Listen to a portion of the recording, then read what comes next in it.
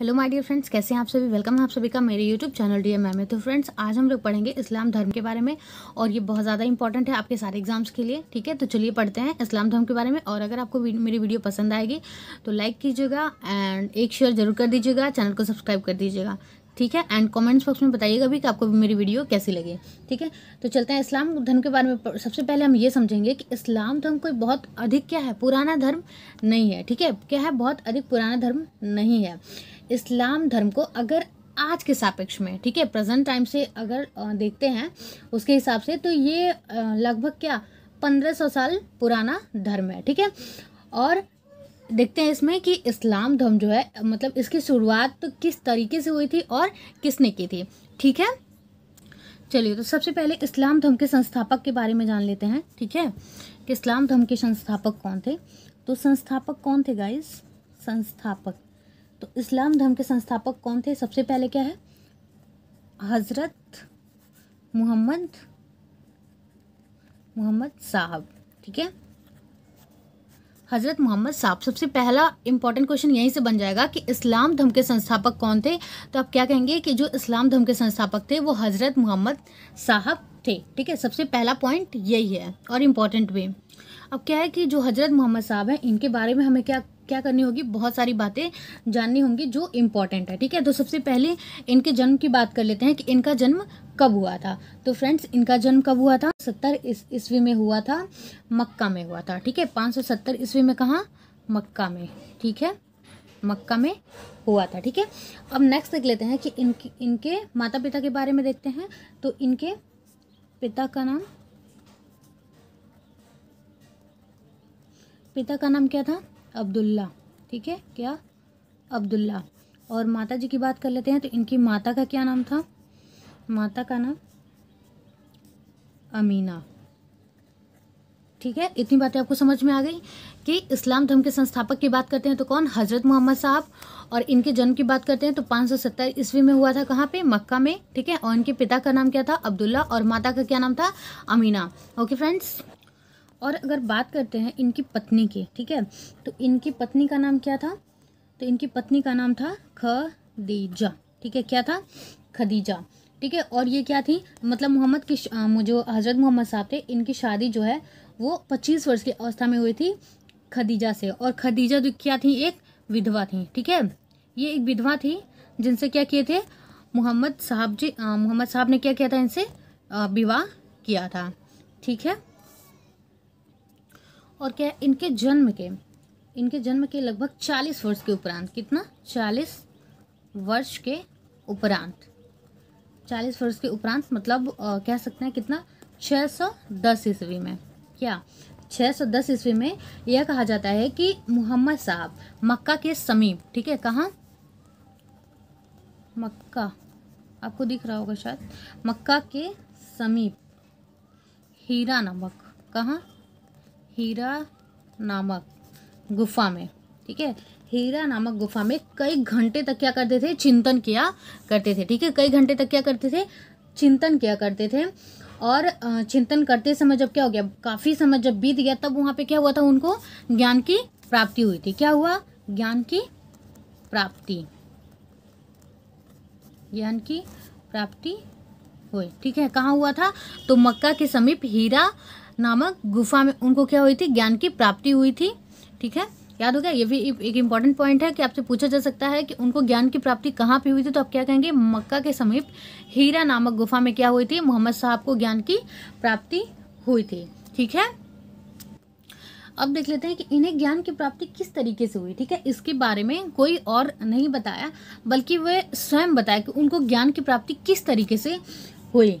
ठीक है, उन्होंने क्या बताया, उन्होंने बताया कि एक देवदूत, ठीक है, एक क्या, एक मिनट, आपको दिख रहा है, देवदूत। ठीक है, देवदूत मतलब क्या, देवों का दूत। एक देवदूत ने, जिनका नाम क्या था, जिब्रियल। ठीक है, क्या था, जिब्रियल। ठीक है, जैब्रियल भी कहते हैं, अथवा इसको क्या कह सकते हैं, गैब्रियल। क्या कह सकते हैं, गैब्रियल। ठीक है, गैब्रियल ने उन्हें एक कुरान की क्या थी, प्रतियां भेंट की। ठीक है, कुरान की क्या भेंट की थी, प्रतियां। ठीक है, कुछ प्रतियां भेंट की थी। अर्थात कुरान पुस्तक जिसे किसी के द्वारा नहीं लिखी गई थी, ठीक है, किसी के द्वारा नहीं लिखी गई, किसके द्वारा मोहम्मद साहब को प्रदान की गई थी, तो वो जिब्रियल के द्वारा क्या किया गया था, मोहम्मद साहब को भेंट किया गया था, ठीक है। आप इसको ध्यान देना, ठीक है, कि किसके देवदूत जो जिब्रियल थे उन्होंने क्या किया था, कुरान को भेंट किया था मोहम्मद साहब को, ठीक है। मोहम्मद साहब को क्या किए थे, वो भेंट प्रदान किए थे, ठीक है, उनको दिए थे। और यह बात भी किसी ने नहीं बताई, बल्कि ये क्या मोहम्मद साहब ने ही बताया था कि उनके साथ क्या हुआ था, ऐसा ऐसा हुआ था, और ये जो कुरान है वो जिब्रियल के द्वारा उन्हें प्रदान किया गया था, ठीक है। और उसके बाद से जब यह प्रतियां कुरान जब पढ़े, कौन, जब साहब ने पढ़ा, मोहम्मद साहब ने क्या किया, पढ़ा, तो क्या करने लगे, वो इस्लाम धर्म का प्रचार प्रसार करने लगे, ठीक है। जब उन प्रतियों को पढ़े, वो कुरान को पढ़े, तो उसमें जो लिखा हुआ था, ठीक है, उसको क्या उस तरीके से क्या करने लगे, वो इस्लाम धर्म का प्रचार प्रसार करने लगे। और इसी क्या प्रचार प्रसार में, ठीक है, प्रचार प्रसार में उन्होंने क्या कहा, एकेश्वरवाद को कहा। किसको कहा, एकेश्वरवाद को कहा। मतलब कि क्या, उन्होंने मूर्ति पूजा को क्या किया, मना किया, ठीक है। क्या किए, मूर्ति पूजा को उन्होंने क्या किया, मना किया। अब क्या हुआ, उस समय के अरब साम्राज्य जो वहाँ के क्या थे, शासक थे, ठीक है, शासक थे, इनकी शिक्षाओं से क्या हो गए, लोग परेशान हो गए, ठीक है, कि भाई ये मतलब किस तरीके की शिक्षा देते हैं, हमें पसंद नहीं आ रही, ठीक है। तो अब वो क्या करने लगे, वो जो उनके पुराने जो रीति रिवाज थे, ठीक है, किसके, अरबों के जो पुराने रीति रिवाज थे, पुराने क्या थे, रीति रिवाज, आपको राइटिंग समझ में आ रही है क्या, जो पुराने रीति रिवाज थे उनको वो क्या करना चाहते थे, छोड़ना नहीं चाहते थे, ठीक है, छोड़ने के लिए तैयार नहीं थे। और इसी से क्या हो गया, मोहम्मद साहब थे, हजरत मोहम्मद साहब, उनका विरोध करना शुरू हो गया, ठीक है, विरोध करना शुरू हो गया। अब क्या हुआ, उसके बाद जब विरोध करना शुरू हो गया तो 622 ईस्वी में, कब गाइस, आप इस डेट को याद रखना, 622, कब, 622 ईस्वी में, 622 में यह मक्का छोड़कर चले गए, ठीक है। 622 में क्या हुआ, मक्का छोड़कर चले गए, ठीक है। अब आप कहेंगे भाई कहाँ चले गए, तो ये मक्का छोड़ के कहाँ चले गए, मदीना चले गए, ठीक है, मदीना चले गए 622 ईस्वी में। आपको ये डेट याद रखना है कि 622 ईस्वी में हजरत मोहम्मद साहब मक्का छोड़ के कहाँ चले गए, मदीना चले गए।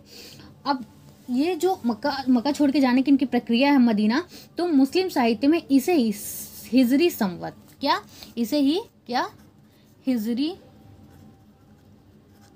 संवत, एकदम आप इसको याद रखना, ठीक है, हिजरी संवत, काफी इंपॉर्टेंट है ये लाइन, हिजरी संवत कहा गया, ठीक है। अगर आपसे पूछे कि हिजरी संवत किससे कहा गया, तो आप क्या कहेंगे कि 622 ईस्वी में जब हजरत मोहम्मद साहब मक्का छोड़ के कहाँ चले गए, मदीना चले गए, तो इसी को क्या कहते हैं, हिजरी संवत। सबसे इंपॉर्टेंट लाइन इसमें ये है, अगर आपसे पूछे कि हिजरी संवत कब प्रारंभ हुआ, तो आप क्या कहेंगे, 1922 में क्या हुआ, हिजरी संवत की शुरुआत हुई, ठीक है। तो यहाँ तक आपको सारा का सारा समझ में आया।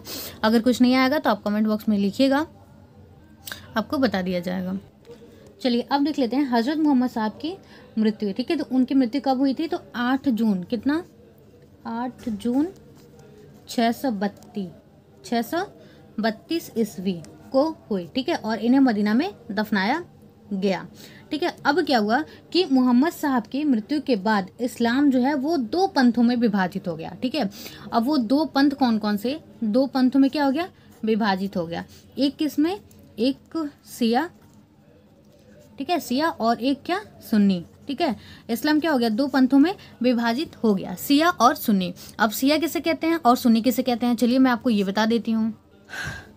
तो फ्रेंड्स, सुन्नी किसे कहते हैं, जो मोहम्मद साहब की क्या, मोहम्मद साहब की शिक्षाओं को मानते हैं, ठीक है।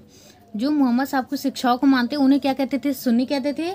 और जो अली की शिक्षाओं को मानते थे, ठीक है, जो अली की शिक्षाओं को मानते थे उन्हें क्या कहते थे, शिया, ठीक है। तो सुन्नी किसे, जो मोहम्मद साहब की शिक्षाओं को मानते थे उन्हें सुन्नी कहते थे, और शिया किसे कहते थे, जो अली की शिक्षाओं को मानते थे उन्हें क्या कहते थे, शिया कहते थे। अब आप सोचेंगे कि ये अली कौन थे, तो भाई अली जो थे वो मोहम्मद साहब के क्या थे, दामाद थे, ठीक है। और उन जो मोहम्मद की पुत्री थी फातिमा, ठीक है, मतलब जो फातिमा थी,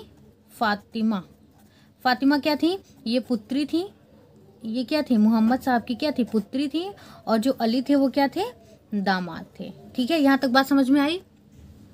जो सिया थे, ठीक है, जो सिया थे वो क्या करते थे, अली की शिक्षाओं में विश्वास करते थे। ठीक है, अली की शिक्षाओं में क्या करते थे, विश्वास करते थे, और उन्हें मोहम्मद साहब की न्याय सम्मत उत्तराधिकारी मानते थे। ठीक है, क्या, उत्तराधिकारी,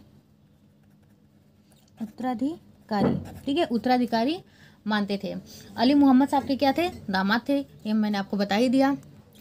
और गाइज, जो पैगंबर मोहम्मद साहब के उत्तराधिकारी जो थे वही क्या कहलाए, खलीफा। ठीक है, खलीफा वर्ड से आप परिचित होंगे, खलीफा। ठीक है, तो जो पैगंबर मोहम्मद साहब के जो क्या थे, उत्तराधिकारी, पैगंबर मोहम्मद साहब के उत्तराधिकारी क्या कहलाए, खलीफा कहलाए। ठीक है, और इस्लाम जगत में खलीफा पद कब तक, 1924 ईस्वी तक क्या रहा, 1924 ईस्वी तक रहा। ठीक है, और 1924 ईस्वी में इसे तुर्की के शासक मुस्तफ़ा कमाल पाशा ने क्या कर दिया, समाप्त कर दिया। ठीक है, और एक और पॉइंट जान लेते हैं कि इब्न इशाक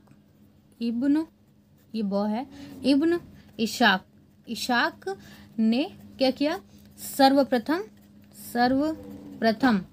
सर्वप्रथम पैगंबर साहब का जीवन चरित्र लिखा, जीवन चरित्र।